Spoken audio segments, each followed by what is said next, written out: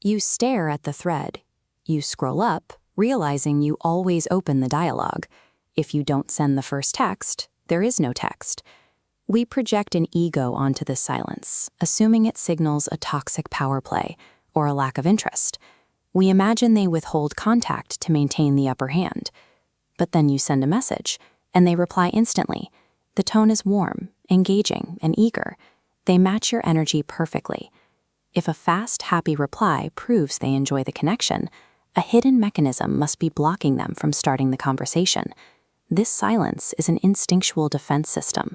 Their brain is prioritizing its own emotional safety, misidentifying a social gesture as a risk to be managed. The moment you hit send, you enter the vulnerability gap. The vulnerability gap is the specific window of social uncertainty that exists between sending an unsolicited message and receiving a response. The human brain processes social rejection through the same neural circuits as physical pain. It struggles to distinguish between the anxiety of waiting for a digital reply and the anxiety of physical danger. A cross-section of the brain highlights the amygdala. This small cluster processes threatening stimuli. When reaching out first, it lights up, treating silence as an active threat.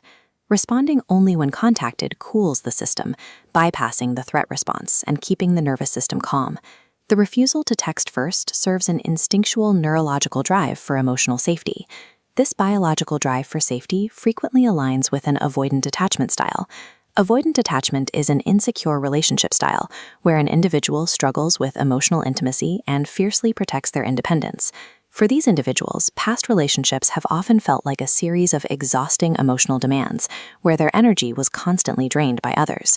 This animated graph maps a social network. Notice the central node retracts its outgoing lines. They use strategic scarcity, forcing surrounding people to initiate contact as an invisible boundary to manage social energy. Relying on inbound communication allows them to measure out their responses carefully. It gives them a sense of total control over how much emotional output they provide. This boundary protects their finite emotional reserves.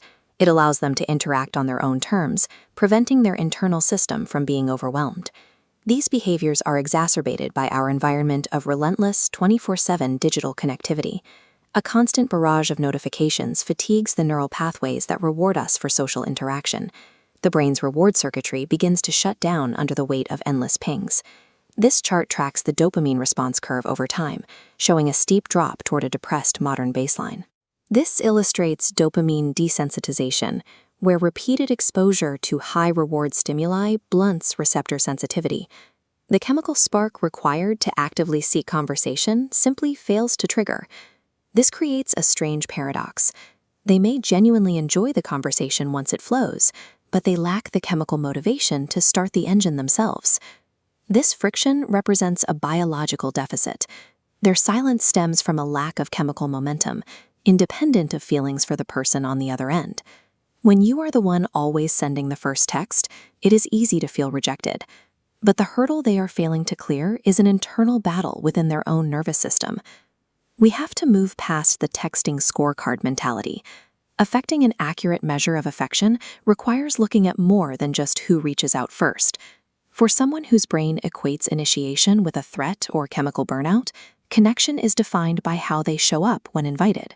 For individuals navigating these neurological hurdles, a fast, enthusiastic reply signals active engagement. It demonstrates that they are choosing to spend their limited emotional bandwidth to sustain the connection. Understanding the science of silence changes the perspective. What once felt like a personal slight becomes a profound understanding of another person's invisible boundaries.